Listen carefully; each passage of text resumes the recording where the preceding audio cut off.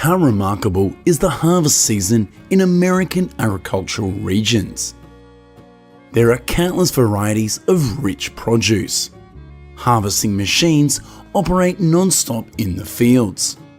Right now, let's watch American farmers harvesting millions of tons of crops from the 2024 season.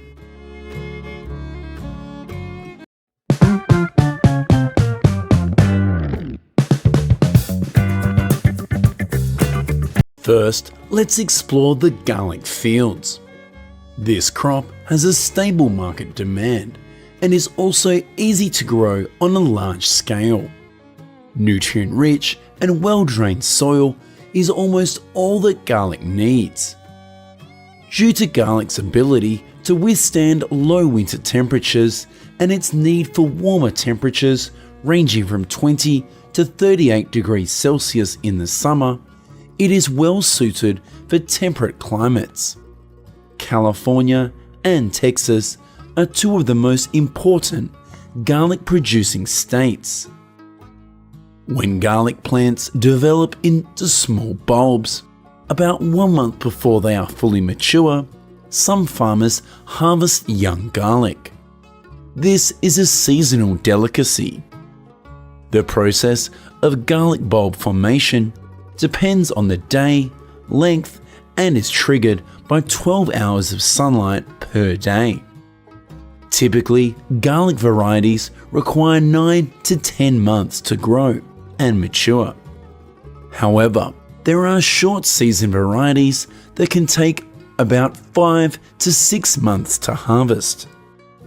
The garlic harvest season ranges from late June to August. Farmers start harvesting when the tops begin to turn yellow and fall over, but before they dry out completely. Farmers leave the bulbs in the ground for a few weeks after the tops turn brown, then dig them up around mid-June. For large-scale garlic harvesting, farmers need to use mechanized harvesters. During the harvest process, a specialized shaker plate shakes the garlic bulbs to remove the soil before trimming the stems. A conveyor belt then transports the garlic bulbs to the harvester's storage bin. When farmers allow garlic to dry completely in the field, it makes harvesting easier and improves storability. Once the roots and outer layers of the garlic bulbs have been dried, farmers have no need to wash the garlic. Instead, they cut the roots and clean off the dirt. Garlic is stored as whole bulbs in a cool place, with the ideal temperature being around 13 to 14 degrees Celsius. More than 30 US states grow watermelons, with the harvest season starting on the East Coast and extending west and north across the country for months. High season varies slightly depending on the region. For most regions of the United States, watermelons are best from May to September. Watermelon harvest time ranges from 100 to 120 days, depending on the region and type of watermelon. Florida, Georgia, and California are the top watermelon producing states in the US. The total harvest of these 3 states is about 2.9 billion pounds of watermelon each year. When you see the skin light up, the white spots on the watermelon turn yellow. Besides this, when you hit a watermelon, it will make a loud sound. At this time, the melons have become lighter and the leaves dry out. Those are all the signs that they are ready to be harvested. Watermelons will be cut manually with sharp tools. The cutter must be extremely careful to not damage the fruit. To avoid skin scratches and rot, watermelon harvesting takes place only in dry weather. After harvesting, farmers turn the bottom down so the watermelon doesn't get sunburned. Most watermelon fields are picked twice during the season. On average, each watermelon plant will have 2 to 3 fruits harvested. A group of workers go ahead and cut the watermelons from the vines before flipping them over to indicate they are ready. At this time, another group of workers went to pick up the cut watermelons in the back. They combine to form a watermelon transport line, carefully loading them onto trucks for packaging. To get watermelons safely to storage facilities, farmers place them carefully in trucks lined with soft fabric as well as hay or straw at the bottom. They control the temperature to be 10 to 16 degrees Celsius in order to keep the watermelons at the highest quality condition and extend their shelf life.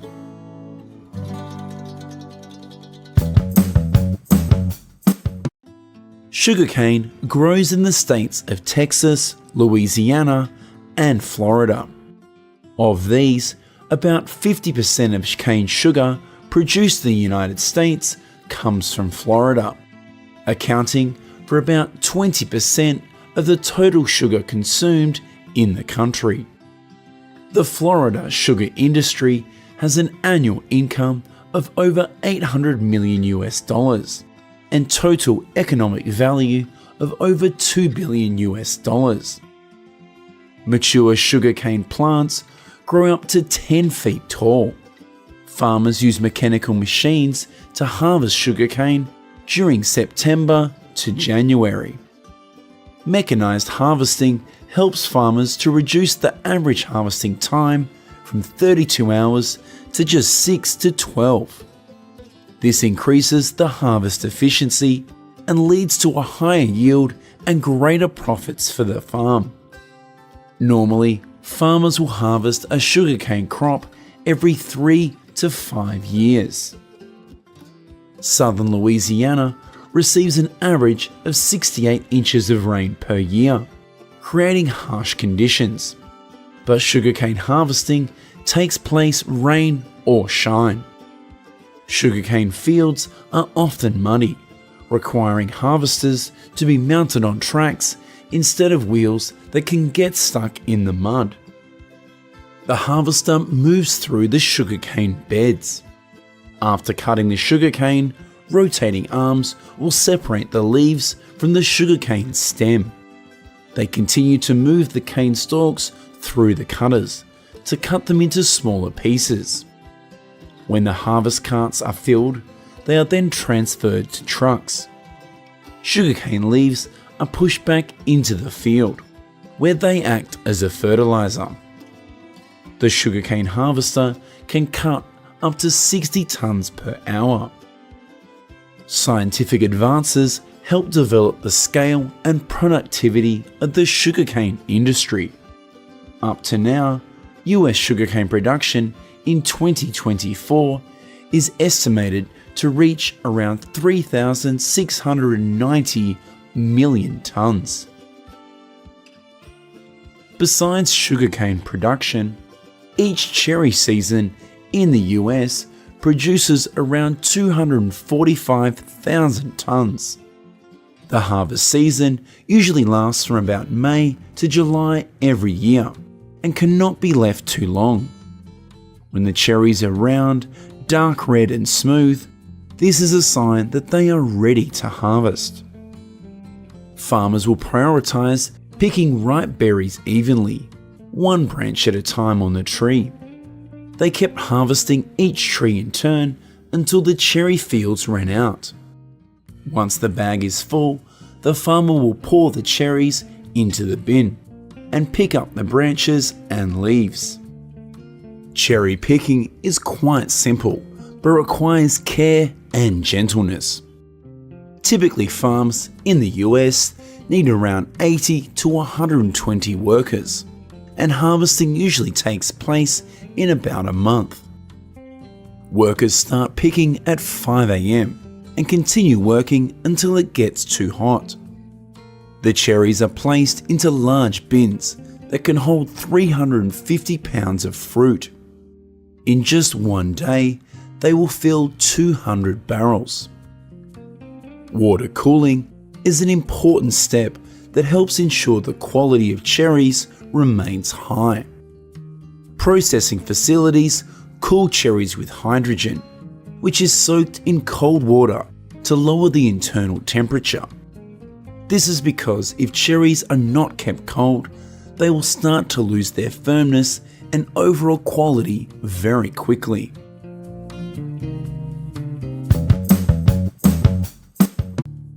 The United States is one of the world's largest blueberry producers, with an average production of around 700 million pounds of fruit each year. Blueberries grow all over the US, and there are more than 26 states that produce them commercially. Blueberries can be planted in spring or late fall. In winter climates, blueberry season can begin as early as March and last until May. Blueberry production acreage in the US is expanding.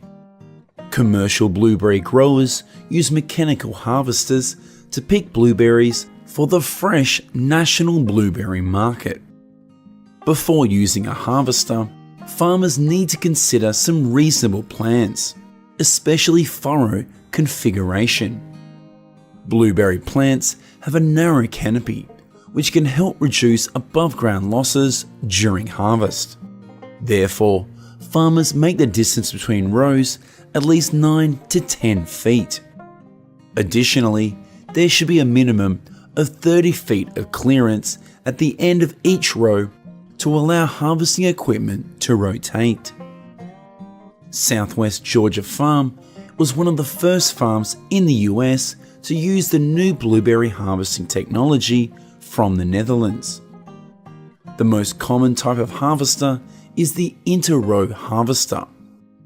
This type of machine is popular because it can harvest high fruit yields, achieving a harvest rate of over 98% for ripe blueberries. Meanwhile, still be sure to handle the blueberries gently to avoid any damage. At the same time, it does not require a lot of labor, minimizing harvest costs.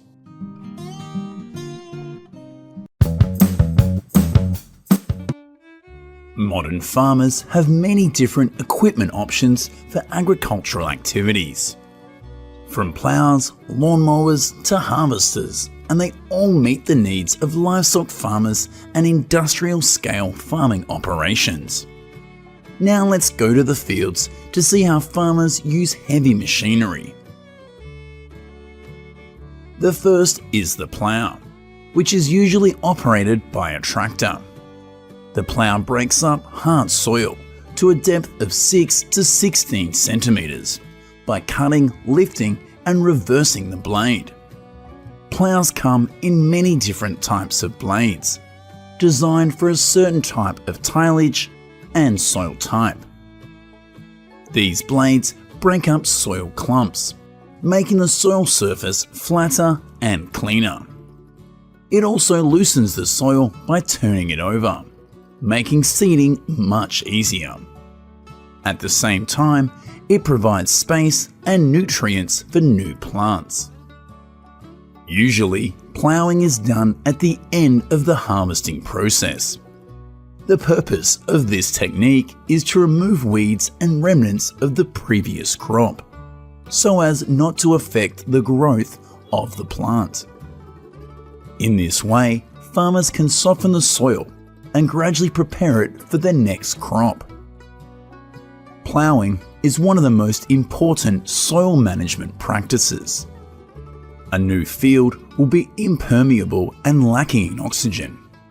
Therefore, ploughing increases porosity, which is essential for the circulation of water, oxygen, and other organic matter. At the same time, it reduces the activity of parasitic animals that hinder plant growth.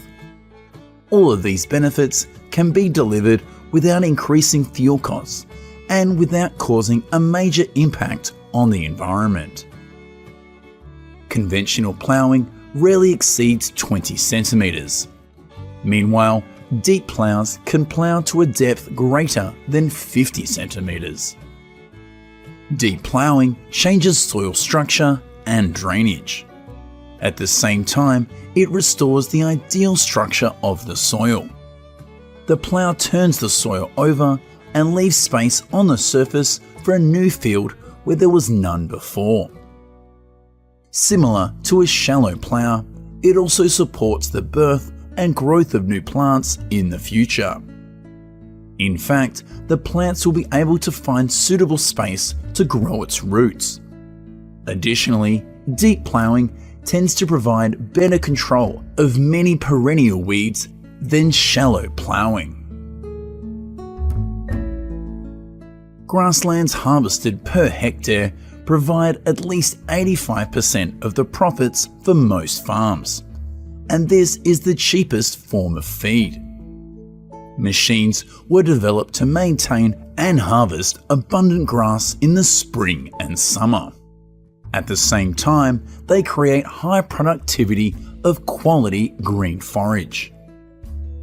Farmers can use simple bar mowers. They use a reciprocating knife. Meanwhile, rotary mowers use rotating discs to harvest quickly. After cutting, the grass is collected on trucks and brought to the farm, meeting the fresh food needs of livestock. During the summer months, grass grows vigorously and is often harvested by livestock farms. Warm, dry weather is the ideal time to harvest grass for silage. Farmers can leave grass in the field for several hours until it withers. This reduces the humidity. The grass is then collected and piled in a pile in the farmyard. These machines compress the grass tightly to remove as much air as possible, or roll it into large bales. Whatever method is used, the fresh grass will be covered with a plastic sheet and sealed to remove as much oxygen as possible. Over several months, the bacteria in the grass will ferment effectively. Harvested grass can also be dried in the field. The farmer will return in a few days, and the hay harvester will help bale the hay. Farmers collect and stack bales with just one tractor, while significantly reducing the pressure on fields from moving heavy machinery.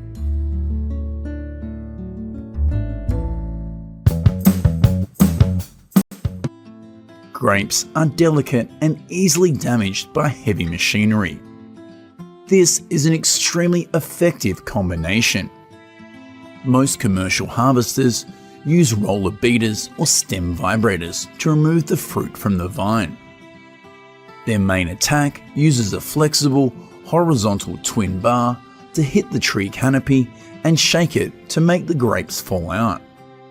In some regions, mechanical harvesting reduces labour costs by up to 75%. Machines move through the grape beds and vibrate the vines so the grapes fall onto the conveyor belt. Once collected, impurities are removed through a series of networks. The amount of grapes collected will immediately be put through trucks to be transported to the processing plant. This mechanical harvesting method is used exclusively for wine grapes. It is estimated that a machine can pick a hectare in about 5 hours. Meanwhile, manual labour can take from 1 to 10 days to harvest the same area. Harvesters can also run 24 hours a day. Mechanical harvesting is often more cost-effective, and it is well suited for large vineyards located on flat land. When using a harvester, the grapes may become cold more quickly than when picked by hand. These machines are often equipped with lights to support harvesting at night. This helps farmers to shorten harvest time, especially during peak periods. If the grape stays on the vine for too long, it will quickly spoil. Although machinery supports almost all harvesting activities, farmers often check before operating the machine. They must ensure that the machine has enough fuel, all the lights are working, has good tire pressure, as well as to ensure that the brakes are working properly. They will also check for any hydraulic leaks and make any necessary repairs. Similar to grapes, farmers use peanut harvesters to harvest peanuts. This can effectively save labour and reduce labour intensity. Jobs that usually take days or even weeks as manual labour can now be done in a few hours. However, during harvesting, there are some higher requirements for adjusting soil parameters. In wet soil areas, mechanised operations with high resistance and high power consumption will easily remove impurities. To start harvesting, farmers use a peanut digger to go through each row. The machine is equipped with a blade to cut roots from the lower part of the plant. The rotating spikes on the machine dig into the soil and invert the plant so that it is lined up on the ground. The peanuts face to the side. Peanuts can be left in the field for a few days to dry. When the moisture content is about 10%, it's time to collect them with a combine. The harvester passes by, and the peanuts are quickly transferred to the back door by rollers, keeping them from sinking into the soil.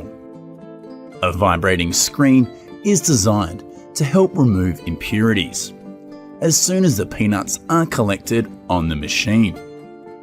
Machines help to remove peanuts from the vines and also help to remove extra dirt from the peanuts.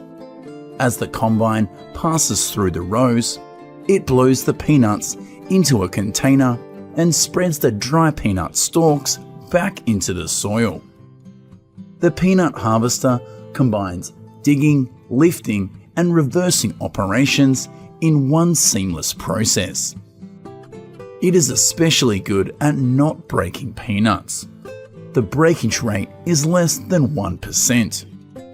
At the same time, its peanut picking rate can reach up to 98%. This saves a lot of labour costs. Not only do people harvest on land, heavy machinery can also work well in underwater environments. Cranberry harvesters help farmers accelerate output and develop production scale. In the fall, we'll see harvesters going through the fields of ruby red cranberries.